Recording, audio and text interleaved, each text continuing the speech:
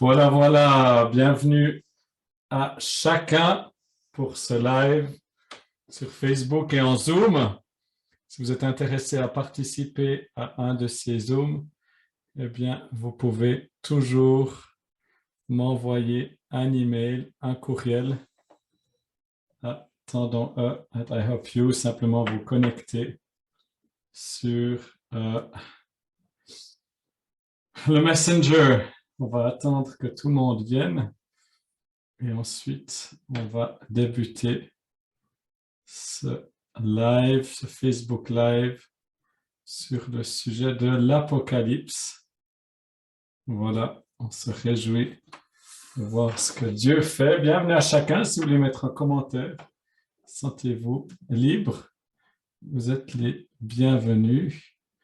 Encore quelques personnes qui vont nous rejoindre. Et puis, on va débuter bientôt. Voilà, voilà.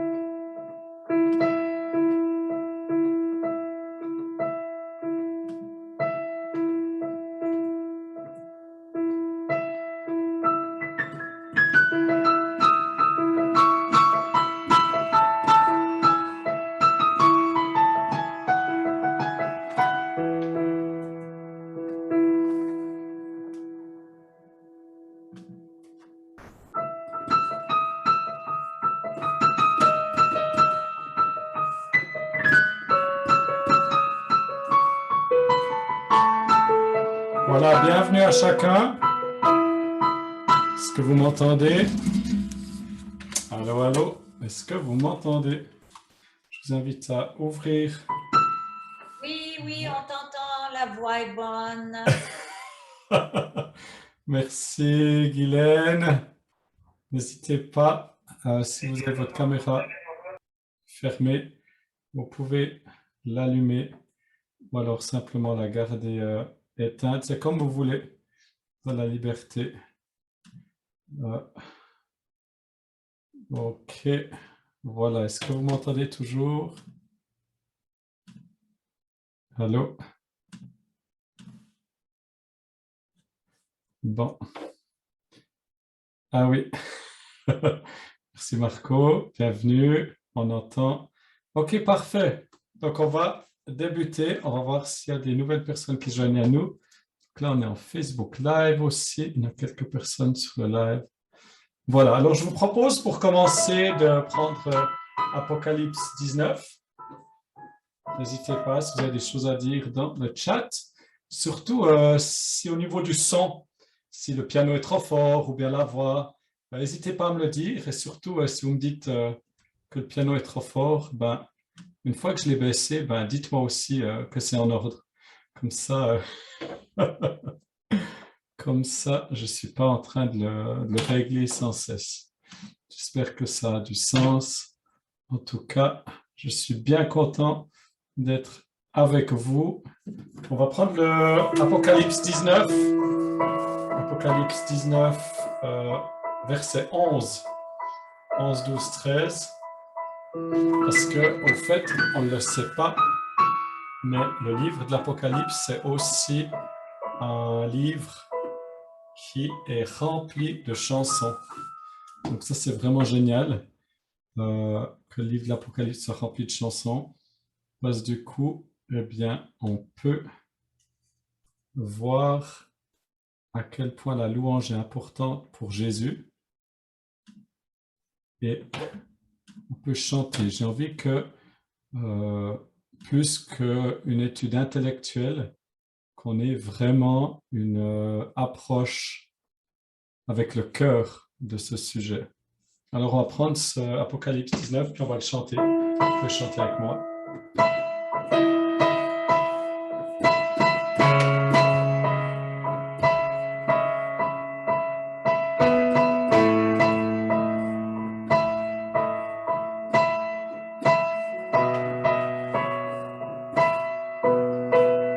Puis je vis le ciel ouvert, et voici parut un cheval blanc. Je vois le ciel ouvert, je vois un cheval blanc. Seigneur, ouvre nos cœurs, Seigneur, ouvre nos yeux. Nous voulons voir ta gloire, nous voulons voir les cieux ouverts. Voici un ciel ouvert, voici un cheval blanc. Il arrive, celui qui est assis sur le cheval blanc. Voici le ciel ouvert, voici le cheval blanc. Celui qui monte le cheval s'appelle fidèle et véritable, car tu es fidèle et véritable. Tu es fidèle et véritable. Tu es fidèle et véritable, Seigneur. Tous ensemble, fidèle. Tu es fidèle et véritable, fidèle et véritable. Tu es fidèle et véritable, Seigneur. Car tu es fidèle et véritable, Seigneur. Fidèle et véritable, tu es fidèle et véritable, Seigneur. Tu es fidèle et véritable, tu es fidèle et véritable, tu es fidèle et véritable, Seigneur. Oui, tu es fidèle et véritable, tu es fidèle et véritable, tu es fidèle et véritable, Seigneur.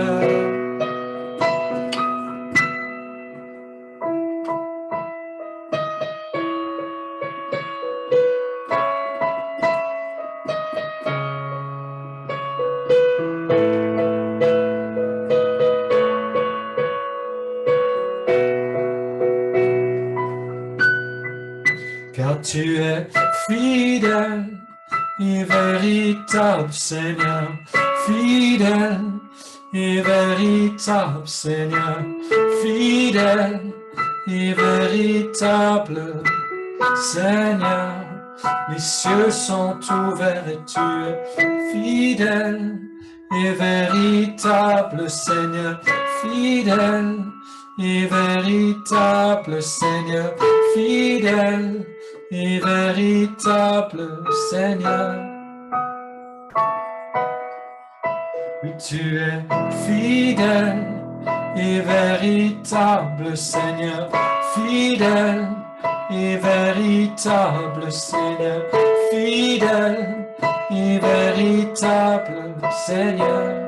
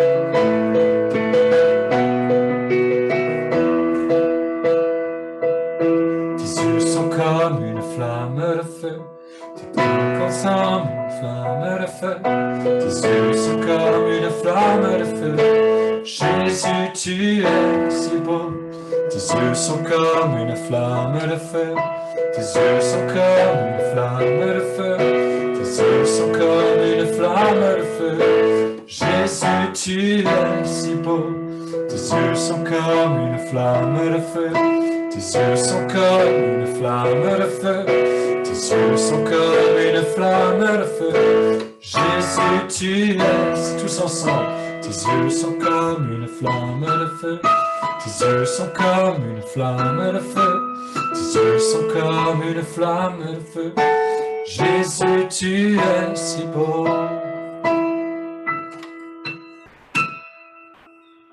Amen. Merci à tous ceux qui nous ont rejoints. On dirait que l'enregistrement vous a effrayé parce que du coup, il n'y a personne. Il n'y a personne qui a mis sa caméra. Vous n'êtes pas du tout obligé, mais si vous voulez allumer votre caméra, ça peut aussi être sympa.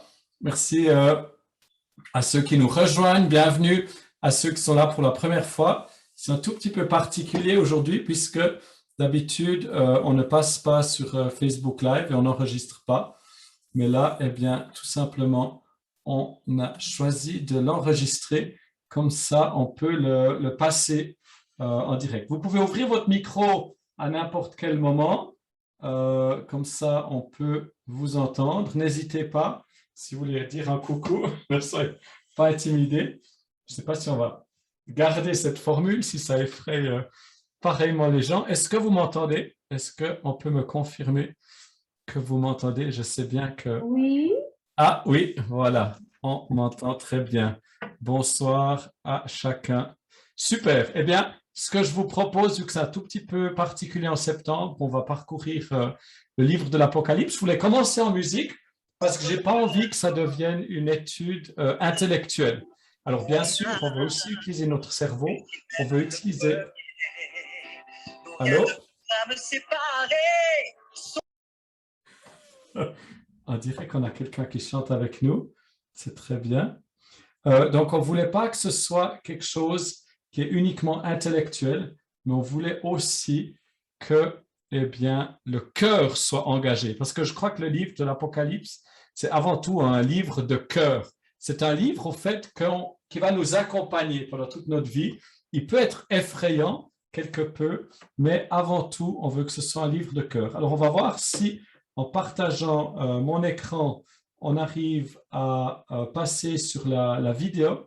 Il y a une vidéo que j'aimerais vous présenter. J'espère que ça va vous plaire. C'est le projet biblique. On va profiter de cette ressource. Alors, vous pourriez le regarder aussi tout seul, mais là, le but, c'est de le faire parce que parfois, on a de bonnes intentions, mais on ne le fait pas forcément. Donc, on va partager l'écran et puis, on va voir. J'espère que vous entendez. Est-ce que vous voyez apparaître la vidéo du projet biblique? Est-ce que vous la voyez? Vous pouvez juste me confirmer. que vous voyez ça. Et j'espère que vous entendez aussi le son, si ce n'est pas le cas, parce que moi, je ne peux plus voir vos messages là. Oui, on voit. Ah, aussi le son. Oui, ça c'est ma voix. Voir si le son de la vidéo.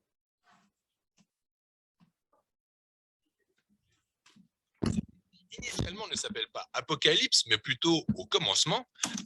Voilà, alors là, je fais une petite vérification. Est-ce qu'on a aussi le son qui passe? OK, tout est bon. Merci, Marco.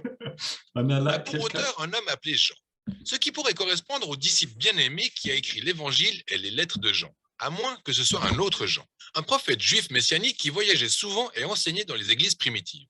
Quelle que soit l'identité de ce Jean, il précise clairement, dès le paragraphe d'ouverture, le type de livre qu'il écrit. D'abord, il l'appelle Apocalypse ou Révélation. Le mot grec apocalypsis fait référence au courant littéraire très familier aux lecteurs de Jean, qui sont aussi friands des écritures hébraïques et d'autres textes juifs populaires. L'Apocalypse est un condensé prophétique des rêves et visions symboliques révélant les faits célestes liés aux événements passés et présents, de manière à ce que la réalité en cours soit perçue à la lumière du résultat final de l'histoire. Et Jean qualifie cet apocalypse de prophétie, autrement dit une parole inspirée par Dieu et exprimée par un prophète à l'attention du peuple de Dieu, généralement pour les mettre en garde ou les rassurer en période de crise. En définissant ce livre comme une prophétie, Jean l'inscrit automatiquement dans la tradition des prophètes bibliques, propulsant leur message à son point culminant. Et cette prophétie apocalyptique, Jean l'a adressée à des personnes qu'il connaissait. Le livre commence et s'achève comme une lettre envoyée sous forme de circulaire à 7 églises d'Asie, province de la Rome antique. Pour rappel, le chiffre 7 est absolument crucial pour Jean. C'est un symbole de plénitude basé sur le cycle de 7 jours pour le sabbat dans l'Ancien Testament. Et Jean a intégré des séries de 7 à chaque partie de ce livre. Avec une telle introduction, Jean a clairement indiqué le sens qu'il voulait que le lecteur saisisse de ce livre. Les apocalypses juives étaient transmises par des symboles en images et en chiffres. Mais ce n'est pas un code secret permettant de prédire la date de la fin du monde. Bien au contraire, Jean se sert constamment de ces symboles tirés de l'Ancien Testament et il s'attend à ce que les lecteurs découvrent le sens de ces symboles en allant consulter les textes auxquels il fait allusion. Et le fait que ce soit une lettre implique que Jean s'en servait pour régler des situations que traversaient ces églises du 1er siècle. Bien que ce livre ait beaucoup à enseigner aux chrétiens des générations suivantes, son sens doit bien s'aligner sur le contexte historique du temps, du cadre et des contemporains de Jean.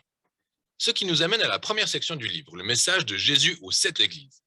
Pendant que Jean était exilé sur l'île de Patmos, il a une vision de Jésus ressuscité et glorifié en roi du monde. Il se tenait au milieu de 7 luminaires flamboyants. Et Jean apprend que c'est un symbole représentant les 7 églises d'Asie mineure. Une adaptation du livre du prophète Zacharie. Jésus commence à soulever les problèmes spécifiques auxquels chaque église est confrontée. Certaines étaient devenues apathiques en raison des richesses et de l'affluence de leurs membres. D'autres faisaient des compromis, ils mangeaient toujours des repas consacrés aux idoles et couchaient ça et là en plus de fréquenter les temples païens. Mais certaines des églises restées fidèles à Jésus faisaient l'objet de harcèlement et même de violentes persécutions. Mais Jésus prévient que ce n'est que le commencement.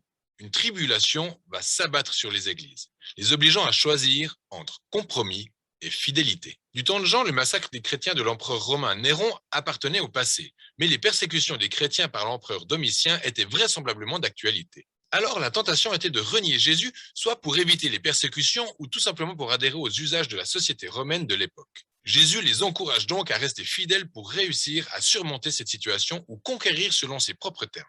Et Jésus promet une récompense à chaque membre de ces églises qui réussit à conquérir.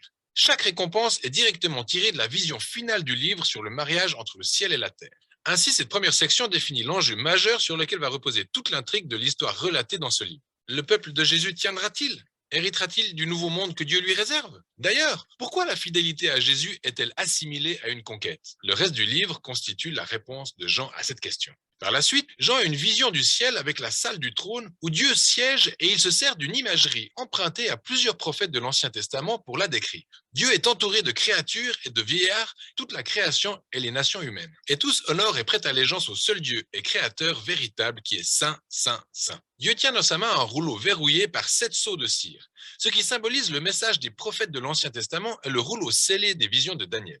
Le tout représente la manière dont le règne de Dieu descendra sur terre comme il l'est au ciel. Mais il se trouve que personne n'arrive à ouvrir le rouleau, jusqu'à ce que Jean entende parler d'une personne qui en est capable. Il s'agit du lion de la tribu de Juda, le rejeton de David. Lui, il peut l'ouvrir. Ce sont les références classiques faites dans l'Ancien Testament du roi messianique qui imposerait le royaume de Dieu par la conquête militaire. En fait, c'est ce que Jean entend. Mais ce qu'il voit en se tournant n'a rien à voir avec un roi lion menaçant. C'est plutôt un agneau sacrifié et ensanglanté, mais toujours en vie, qui se tenait là, prêt à ouvrir le rouleau. Alors, ce symbole représentant Jésus en agneau immolé est extrêmement important pour comprendre le livre. Par cette image, Jean affirme concernant la promesse de l'Ancien Testament que le très espéré futur royaume victorieux de Dieu a été introduit par le Messie crucifié. Jésus a vaincu ses ennemis en mourant pour eux en véritable agneau de Pâques, pour qu'ils puissent être rachetés. Parce qu'il est ressuscité, la mort de Jésus sur la croix n'était pas une défaite, bien au contraire, c'était son couronnement, le moyen par lequel il a conquis le mal. C'est ainsi que s'achève cette vision, avec l'agneau aux côtés de celui qui est assis sur le trône. Ensemble, ils sont adorés comme le seul véritable créateur et rédempteur. Et l'agneau immolé commence à ouvrir le rouleau. C'est un symbole de son autorité divine, l'habilitant à mener l'histoire jusqu'à son terme. Ce qui nous amène à la section suivante du livre, les 3 cycles de 7. Les 7 sceaux, les 7 trompettes et les 7 coupes. Chaque cycle représente le royaume et la justice de Dieu descendant sur la terre comme au ciel. Certaines personnes pensent que les 3 séries de 7 jugements divins représentent littéralement des événements consécutifs qui se sont déroulés par le passé ou probablement en cours ou encore à venir, lors du retour de Jésus. Mais maintenant, notez bien comment Jean a entremêlé toutes les séries de 7. Alors, les 7 dernières coupes sortent de la 7e trompette et du 7e sceau. Et les 7 trompettes sortent du 7e sceau. C'est comme des poupées russes. Le dernier de chaque série contient les 7 de la série suivante. Notez aussi que chacune des séries de 7 trouve son aboutissement au jugement final et elles ont toutes des dénouements similaires. Il semblerait donc que Jean utilise chaque série de 7 pour dépeindre la même période entre la résurrection et le futur retour de Jésus, sous 3 angles différents. Alors l'agneau immolé commence à ouvrir les 4 premiers sceaux du rouleau. Là, Jean aperçoit 4 cavaliers. C'est une image tirée du livre de Zacharie, chapitre 1, et il symbolise les périodes de guerre, de conquête, de famine et de mort. En d'autres termes, le quotidien ordinaire d'une journée tragique dans l'histoire de l'humanité. Ensuite, le 5e sceau montre les martyrs chrétiens assassinés au pied du trône de Dieu et le cri de leur sang innocent est monté au ciel devant Dieu sous forme de fumée s'élevant de l'autel des parfums. Et Dieu leur dit de patienter, car plusieurs autres chrétiens vont mourir. On ne précise pas pourquoi, mais on apprend seulement que ça ne durera pas éternellement. Le 6e sceau est la réponse ultime de Dieu à leur cri. C'est l'avènement du fameux jour du Seigneur décrit dans le livre d'Ésaïe et Joël, où le peuple de la terre s'écriera « Qui peut tenir ?» Et brusquement, Jean suspend l'action avec une sorte de partie intermédiaire pour répondre à cette question. Jean aperçoit un ange avec une chevalière à sceau, mettre une marque de protection sur les serviteurs de Dieu qui endurent toutes ces épreuves. Puis il entend le nombre de ceux qui portent le sceau, 144 000. C'est un recensement militaire similaire à celui du livre de Nombres, chapitre 1. Il y en a 12 000 provenant de chacune des 12 tribus d'Israël. Mais attention, le nombre de cette armée est ce que Jean a entendu, tout comme il avait entendu parler du lion conquérant de Juda. Et dans les 2 cas, ce qu'il découvre ensuite est le surprenant accomplissement de ces références guerrières par Jésus, l'agneau immolé. Mais en voyant cette armée messianique du royaume de Dieu, il constate qu'elle est composée de personnes issues de toutes les nations, ce qui accomplit l'ancienne promesse de Dieu à Abraham. Et c'est cette armée multiethnique de l'agneau qui peut tenir devant Dieu parce qu'elle a été rachetée par le sang de l'agneau. C'est désormais une armée appelée à conquérir ses ennemis, pas en les tuant, mais au moyen de sa propre souffrance et de son témoignage, exactement comme l'agneau. Après ça, le 7e et dernier sceau est brisé. Cependant, avant que le rouleau ne soit ouvert, les 7 trompettes d'avertissement apparaissent et du feu est extrait de l'autel des parfums. Ce feu qui symbolise le cri des martyrs est déversé sur la terre, menant le jour du Seigneur à son terme. Autour des 7 trompettes, Jean prend du recul et rappelle à nouveau l'histoire. Mais cette fois avec des images du récit d'Exode. Ainsi, les 5 premiers coups de trompette reproduisent les plaies ayant frappé l'Égypte. Ensuite, la 6e trompette libère les 4 cavaliers révélés par les 4 premiers sceaux. Mais Jean souligne que malgré toutes ces plaies, les nations ne se sont pas repenties, exactement comme Pharaon dans le livre d'Exode. Il semblerait donc que le seul jugement de Dieu ne suffise pas à anticiper une humble repentance de la part du peuple. Ensuite, Jean fait une nouvelle pause avec une autre partie intermédiaire. Un ange apporte le rouleau maintenant débarrassé des sceaux et ouvert par l'agneau. Et tout comme Ézéchiel, il est demandé à Jean de manger le rouleau, puis de proclamer son message aux nations. Enfin, le rouleau de l'agneau est ouvert et on peut maintenant découvrir de quelle manière le royaume de Dieu va venir sur terre. Le contenu du rouleau est révélé dans 2 visions symboliques. Jean voit d'abord le temple de Dieu avec les martyrs près de l'autel, et on lui confie la tâche de le mesurer en excluant certaines parties. C'est un symbole de protection extrait du livre de Zacharie, chapitre 2. Mais les parvis extérieurs donnant sur la ville ne sont pas à prendre en compte car ils seront piétinés par les nations. Pour certains, ce message fait référence à la destruction physique de Jérusalem survenue par le passé ou une autre qui se fera dans l'avenir. Mais Jean se sert vraisemblablement du langage de Jésus et des apôtres qui ont tous fait du nouveau temple un symbole de la nouvelle alliance pour le peuple de Dieu. Dans le cas présent, cette image montre que les disciples de Jésus peuvent être persécutés par les nations, mais cette défaite extérieure n'enlève rien à la victoire remportée par le biais de l'agneau. Cette idée est développée dans la seconde vision du rouleau. Dieu établit 2 témoins comme ses représentants prophétiques auprès des nations. Et une fois de plus, certains pensent qu'il s'agit de 2 prophètes au sens littéral, qui feront leur apparition dans un avenir non encore déterminé. Mais Jean les identifie comme étant des chandeliers, un de ces symboles majeurs correspondant aux églises. En fait, cette vision traiterait plutôt du rôle prophétique des disciples de Jésus qui devront reprendre le flambeau de Moïse et d'Élie en appelant les nations et dirigeants idolâtres à revenir vers le seul vrai Dieu. Et subitement, une horrible bête apparaît. Que le lecteur se souvienne de Daniel, chapitre 7. La bête réussit à conquérir les témoins et les tue.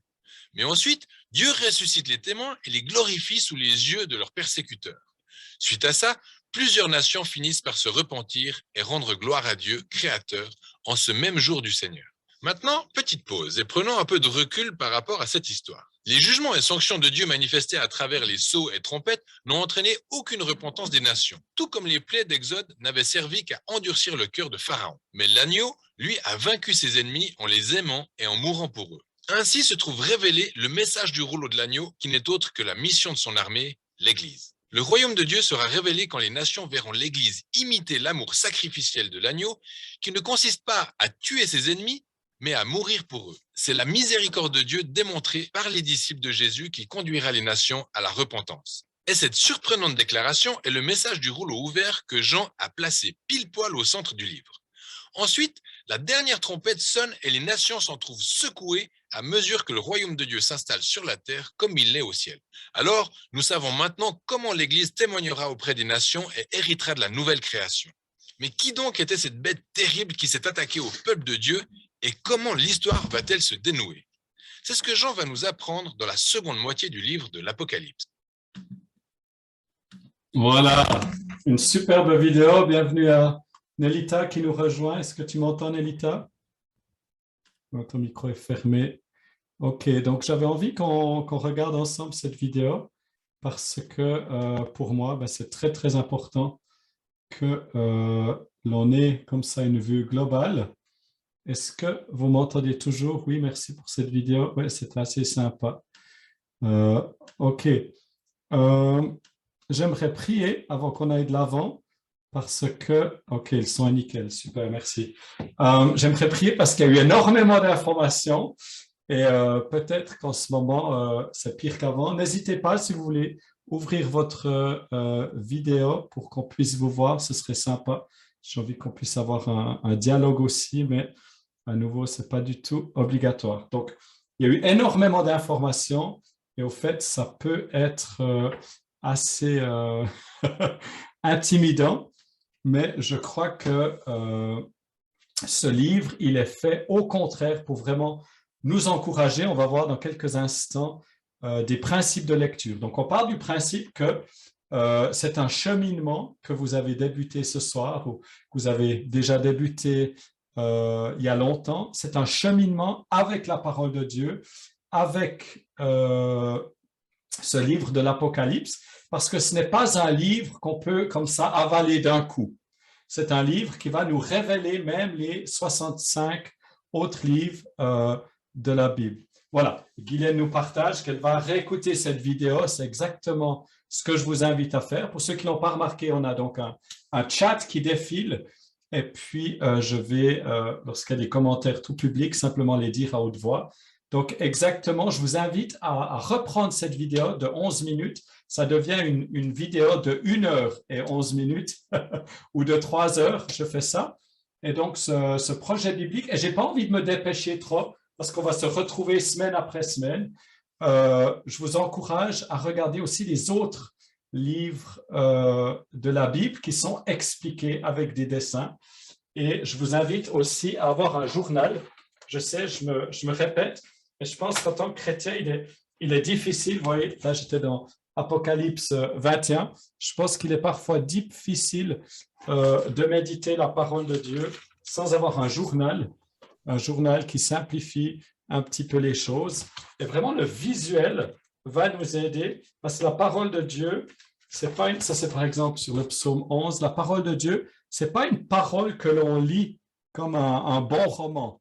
Parce que moi, si je veux lire un bon roman, c'est vrai que je ne vais pas forcément lire la Bible puisque je connais les histoires.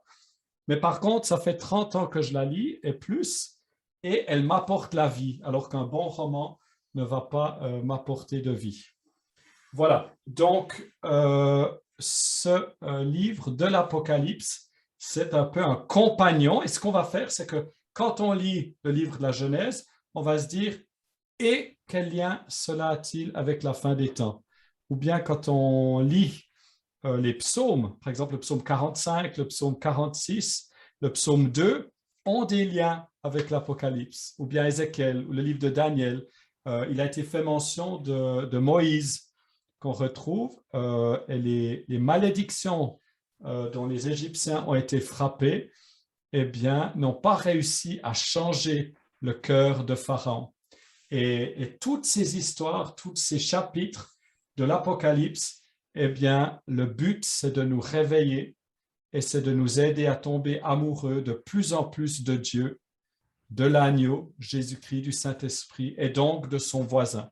Donc, il ne faut jamais qu'on perde de vue que le message premier de l'Apocalypse, de ce livre de la Révélation, c'est le même message que l'on trouve dans toute la Bible, c'est-à-dire une invitation à être follement amoureux de Christ, une invitation à être en partenariat aussi avec Christ, à ne pas vivre sa vie de chrétien de manière passive, mais à la vivre de manière intentionnelle. Parce que Dieu fait toujours sa part et il nous invite à faire notre part. Alors, je vais maintenant vous montrer quelques principes auxquels je vous invite, des principes pour la lecture. Donc, tous ces documents sont disponibles sur simple demande. C'est un document que j'ai fait qui n'est pas parfait. C'est très bien que je vous parle de l'Apocalypse parce que je ne suis pas un spécialiste de l'Apocalypse. Je suis simplement un chrétien qui a été enseigné quelque peu sur l'Apocalypse. J'ai fait un peu des études, mais surtout au quotidien, je veux lire ce livre parce que si vous prenez le chapitre 1 de l'Apocalypse, il y a une bénédiction. Apocalypse 1, 3, il y a une bénédiction rattachée à ceux qui lisent, ceux qui entendent et ceux qui gardent ces choses. Et c'est possible qu'on ait l'une ou l'autre personne qui ont laissé leur micro ouvert. Si vous voulez intervenir, n'hésitez pas, puisque ça se veut être un live interactif. Mais si vous n'êtes pas en train d'intervenir, il y a des bruits de fond et puis ça n'aide pas pour l'audio. Donc, n'hésitez pas à intervenir, à poser des questions sur le chat ou bien à ouvrir votre micro. Le but, c'était que ce soit interactif. Je crois que le fait qu'on soit live a effrayé quelques personnes. Donc, il n'y a que Nelita. Je tiens à féliciter Nelita qui nous rejoint de Suisse et qui a ouvert sa vidéo. Alors, ici, on a quelques principes qui vont nous aider. Alors, premier principe, on va parcourir ça ensemble. Donc, un des principes, c'est d'aimer Dieu mieux. Alors, ça peut paraître un peu bizarre puisqu'on a l'impression qu'il y a catastrophe sur catastrophe sur catastrophe. Alors, le livre de l'Apocalypse, il est rempli de jugements. Il est rempli de la loi de Dieu dans son sens le plus noble. C'est-à-dire que Dieu nous a donné une parole qui comprend 66 livres et cette parole, elle est remplie du mode d'emploi pour l'humanité. C'est Dieu qui dit, si tu fais les choses comme ça, eh bien, tu en seras d'autant plus heureux. Et souvent, on voit la parole de Dieu, parfois, comme ce livre qui nous interdit de faire des choses. Certes, quand on interdit de faire des choses, ça veut dire que toutes les autres choses, eh bien, elles sont disponibles et puis on peut les faire. Donc, un des buts, et ça, c'est un des principes qu'il faut garder en tête, c'est que c'est une manifestation de l'amour de Dieu. Dieu, il invite chacun à le suivre et pour ça, il va faire tout ce qui est nécessaire pour prendre nos cœurs, pour nous attirer à lui. Mais il ne va jamais nous forcer. Jamais il ne nous forcera. Et ceux qui ne veulent pas vivre avec Dieu, eh bien, il ne va pas les forcer. Parfois, on dit, mais si Dieu est bon, comment est-ce qu'il a pu prévoir l'enfer? En fait, Dieu, il invite chacun à avoir son nom inscrit dans le livre de vie. Et puis, il dit à chacun, eh bien, je t'invite à vivre avec moi pour l'éternité. Est-ce que ça t'intéresse? Et puis, il y a des gens toute leur vie qui ont dit non, ça ne m'intéresse pas, non, ça ne m'intéresse pas. Donc, l'amour de Dieu, c'est de dire, eh bien voilà, je ne vais pas te forcer à vivre avec moi pour l'éternité. Ensuite, cette parole, elle va nous aider à aimer Jésus. Donc, aimer en général et aimer Jésus. Jésus qui est révélé, Apocalypse, ça veut dire révélation. Jésus qui est révélé d'une manière entièrement nouvelle dans ce livre, comme on le voit comme jamais auparavant dans le restant des livres de la Bible.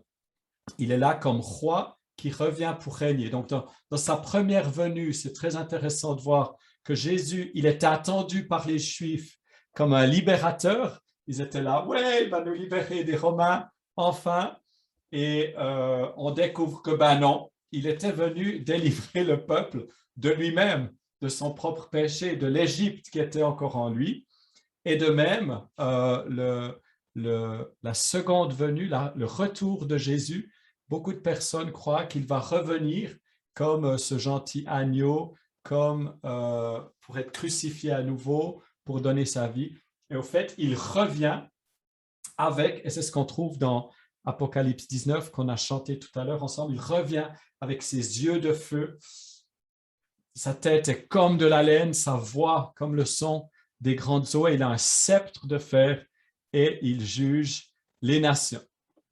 Un autre principe qu'il nous faut garder en tête lorsqu'on analyse, lorsqu'on médite, je préfère ça lorsqu'on médite le livre de l'Apocalypse, c'est d'aimer le message de Dieu et d'être en accord avec Dieu.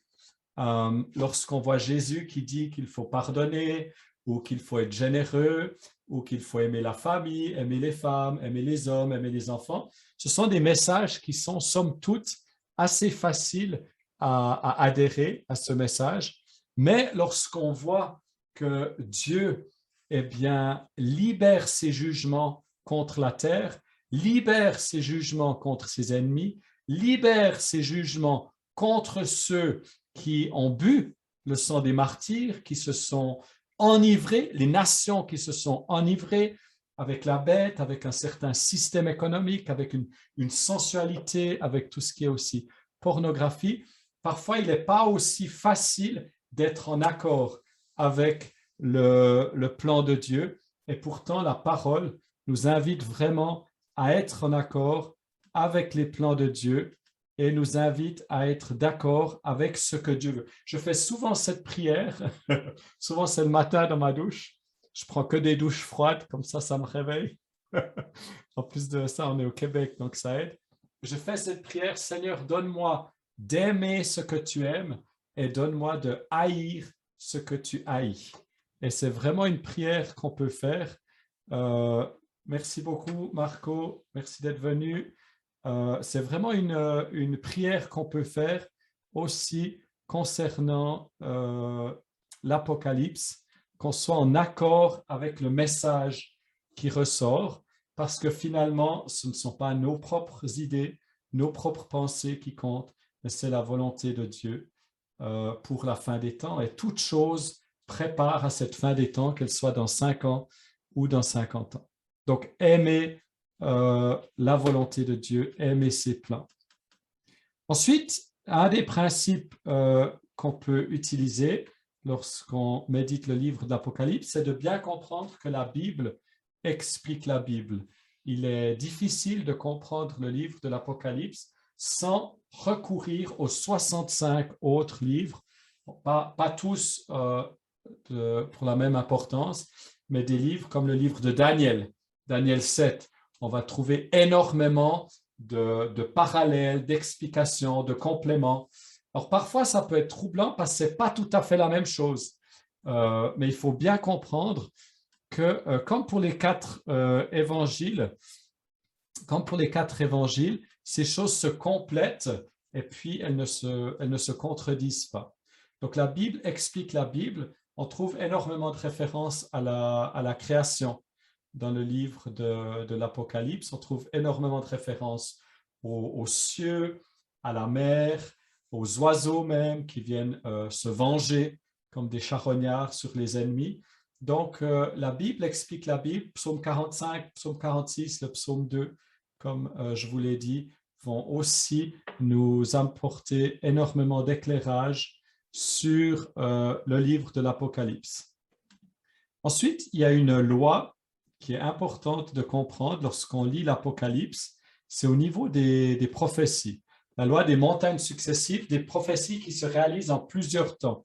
Très souvent, il y a des prophéties, par exemple le déversement du Saint-Esprit dans les derniers temps.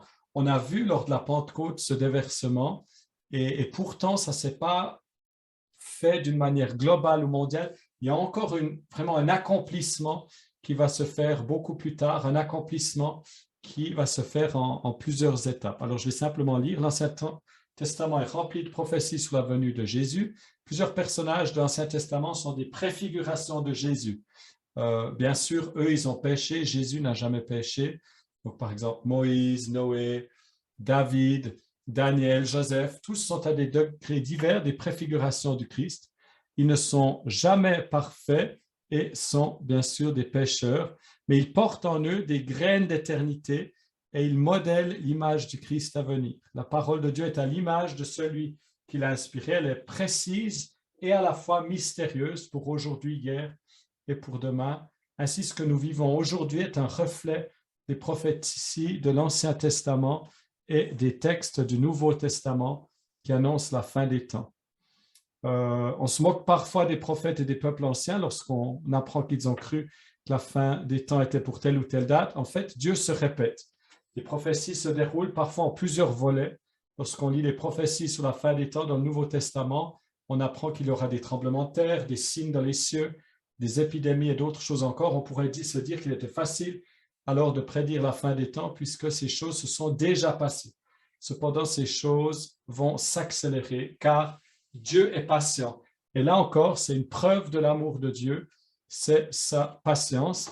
Et puis la parole nous le dit clairement, le Seigneur ne tarde pas dans l'accomplissement de la promesse, comme quelques-uns le croient, mais il use de patience envers nous, ne voulant qu'aucun ne périsse, mais que tous arrivent à la repentance.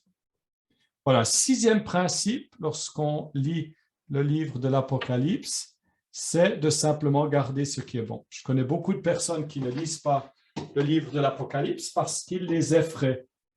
Et puis, ils se disent, ben voilà, pourquoi est-ce que je le lirais? De toute façon, j'y comprends rien.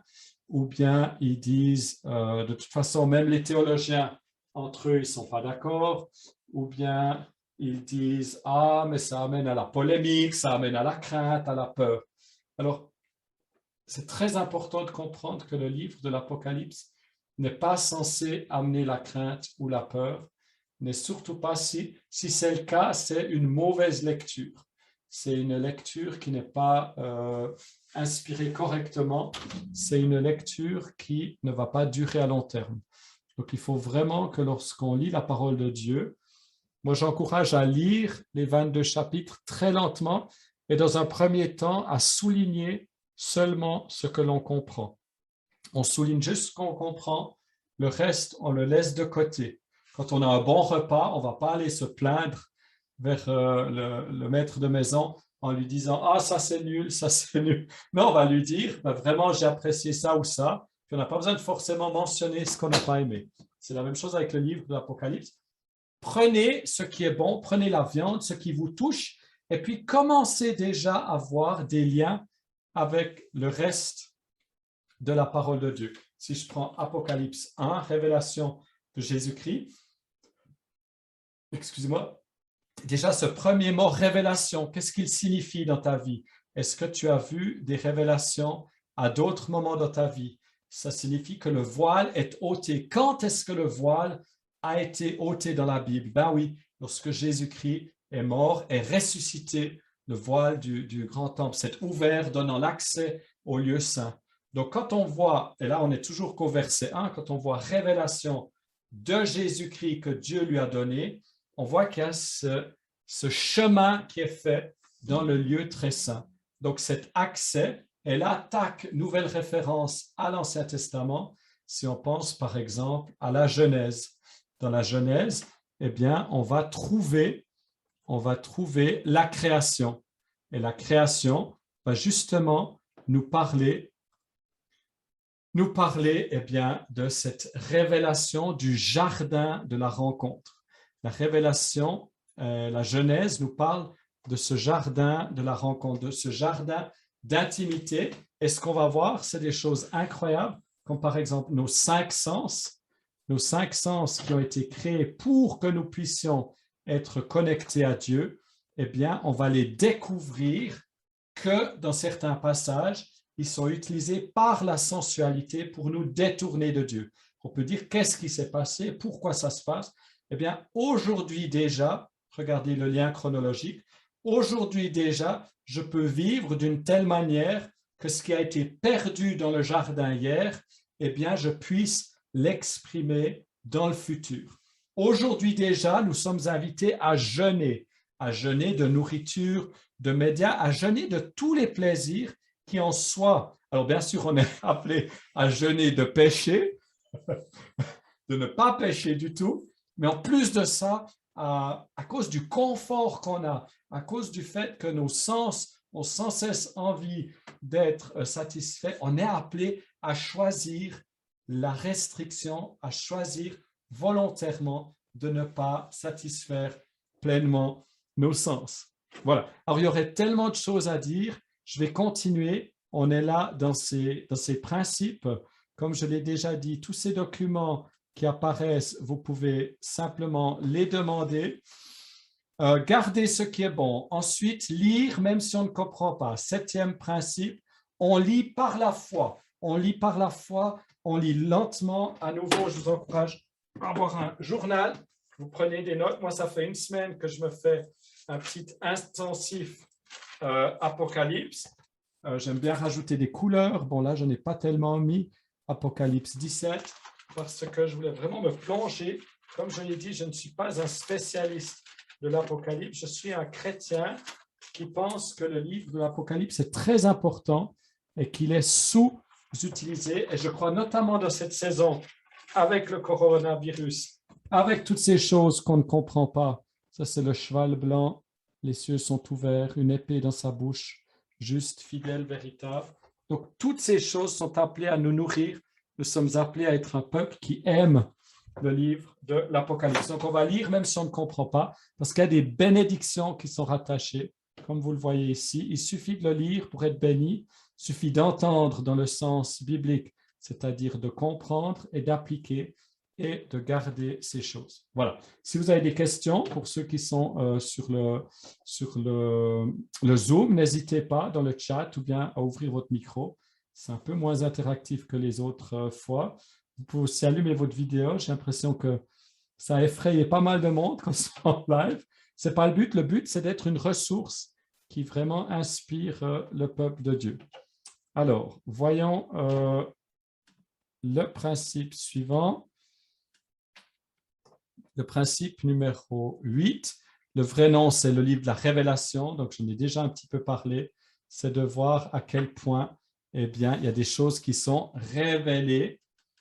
Voilà, je parle un peu de mon cheminement par rapport aux révélations. Quand je parle de révélation, je ne parle pas d'un truc qui est réservé à une élite, à quelque chose que seuls quelques-uns peuvent comprendre. Je parle du fait, tout d'un coup, on comprend, voilà, chaque mois, je veux donner de mon salaire parce que je veux être fidèle et généreux. Mais tout d'un coup, je comprends que telle activité ou telle chose ne me convient pas. Ou tout d'un coup, je comprends que l'Église, c'est plus que ma dénomination ou une activité du dimanche matin ou bien un programme, un bâtiment, une activité, mais je comprends qu'on est tous partie de l'Église, que certes, il faut que je me retrouve dans une église locale pour être avec des frères et des sœurs, être redevable, être édifié, fortifié, mais tout d'un coup, je réalise que je n'ai pas besoin d'être fidèle jusqu'à la mort à ma dénomination. Donc, une révélation, c'est tout simplement quand le Seigneur ouvre les yeux, ouvre le cœur. Une bouchée à la fois. Ben, tout à l'heure, on a regardé une vidéo sur les 11 premiers chapitres de l'Apocalypse et c'était extrêmement copieux. Moi, j'ai baigné dans l'Apocalypse cette dernière semaine. Ce n'était pas la première fois que je le lisais, mais je me préparais pour cette vidéo. Et donc, je pense que chaque chapitre m'a pris en tout cas 3 heures.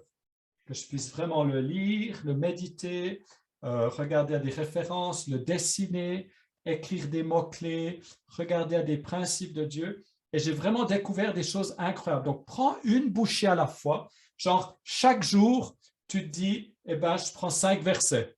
5 versets, je ne sais pas combien il y a de versets, 22 chapitres, une moyenne de 15, qu'on a 300. Voilà, donc en 20, 15 fois 150 jours en une année, je ne sais pas. Tu continues de lire d'autres chapitres, mais tu te dis, voilà, et j'écris quelque chose pour chaque verset. C'est comme un buffet. Voilà, j'aime bien cette métaphore. L'Apocalypse, c'est un buffet. On ne va pas au buffet pour tout baffrer d'un coup. Je me demande comment Google Translate va traduire baffrer. Ensuite, l'Apocalypse a un goût de reviens-y. On est appelé à y revenir régulièrement et on est appelé, lorsqu'on lit un autre livre, à se dire, tiens, quel est le lien avec le livre de l'Apocalypse? J'ai déjà mentionné ça. Joseph, par exemple. Daniel, le livre de Daniel. Il est sorti de son peuple en exil. Ils sont otages, ils sont pris, ils sont menottés. Eh bien, quel lien avec ma vie? Bien oui, je suis dans le monde, mais pas du monde. Et quel lien avec l'Apocalypse? Là aussi, dans l'Apocalypse, il nous est parlé d'un peuple mis à part. Donc, si on veut bien, le livre de l'Apocalypse, c'est un buffet, mais c'est avant tout aussi un vocabulaire nouveau des lunettes nouvelles qu'on reçoit pour lire toute la Bible d'une manière nouvelle, découvrir Jésus d'une manière nouvelle. Donc, il y a un petit goût de reviens-y comme ce buffet au quotidien. Principe numéro 11, intégrer, j'en parlais aussi, le livre de l'Apocalypse à sa méditation quotidienne. Et il y a plus de 150 chapitres. Il y a plus de 150 chapitres dans toute la Bible. Donc, dans les 66 livres de la Bible, j'ai une liste de ça. On les retrouve dans Ésaïe, dans Psaume, dans Osée, dans Zacharie, dans Daniel, dans Joseph, dans Nombre. Bien sûr, dans le Nouveau Testament, Jésus qui en parle, les évangiles qui parlent beaucoup de la fin des temps. Donc, il y a plus de 150 chapitres dans la Bible qui ont comme thème principal la fin des temps. Donc, vous voyez que c'est vraiment un sujet important, mais toujours dans la paix, dans le calme, la joie. La joie et la paix et l'assurance sont des thèmes. On verra aussi les thèmes qu'on trouve dans le livre de l'Apocalypse sont des thèmes qui reviennent sans cesse dans le livre de l'Apocalypse. Donc, lorsqu'on a une image du livre de l'Apocalypse comme étant un livre effrayant, qui fait peur, compliqué, un livre de polémique, eh bien, c'est clairement une manœuvre de l'ennemi pour nous empêcher de lire ce livre. Dans mes exposés, je n'irai jamais dans des choses de polémique parce que j'y comprends moi-même pas grand-chose. Est-ce qu'on sera enlevé avant, pendant, après les 1000 ans, etc. etc. Je n'entre pas, je ne vais pas non plus faire des conclusions hâtives face à des symboles. Je ne vais pas vous annoncer qui est le 666 de la bête, etc. Parce que j'estime que si, bien sûr, c'est mis qu'il faut calculer ce chiffre, que celui qui a de l'intelligence calcule le chiffre. Je pense qu'il y a une invitation à creuser. C'est comme ce trésor creusé, enterré dans un champ. Il y a une invitation à creuser, il y a une invitation à avoir faim, il y a une invitation à avoir soif, il y a une invitation à être, mais pour toute la parole de Dieu, pas juste pour l'Apocalypse, mais je ne vais pas faire des doctrines à partir d'une sauterelle ou d'une cigale ou bien d'un oiseau. Finalement, il y a méditer qui est très important pour l'Apocalypse comme pour tous les livres de la Bible, c'est-à-dire que nous sommes appelés à mâcher la parole de Dieu, à la ruminer.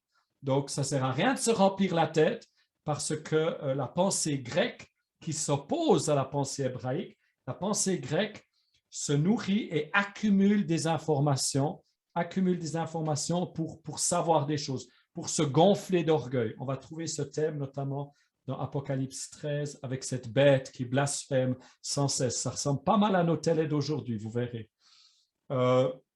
Méditer, c'est vraiment dans l'humilité, rester pendant 10 minutes sur un verset, 1 heure sur un verset, et puis y revenir. Méditer, c'est vraiment un art perdu que nous sommes appelés à redécouvrir. Voilà ce buffet, ce festin face auquel nous sommes appelés, ce festin auquel le livre de l'Apocalypse nous invite.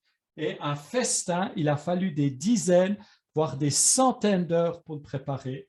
Et nous sommes invités tous. Ça fait aussi penser à cette table du psaume 23. Cette table du psaume 23 que Dieu place face à nos ennemis, eh bien, je crois que Dieu place l'Apocalypse, le livre de l'Apocalypse, la beauté du livre de l'Apocalypse face à nos ennemis. Est-ce que quelqu'un va arriver au buffet et puis dire « Oh, il y a des os dans le poulet, je ne vais pas manger ». Non, bien sûr que non. On va aller se gaver du poulet, de cette bonne chair, et ensuite, on va discrètement mettre de côté les os. Moi, je déteste les petits pois. Je suis convaincu que le diable a inventé les petits pois parce que c'est tellement dégoûtant. Mais s'il y a des petits pois sur cette table de festin, eh bien, je ne vais pas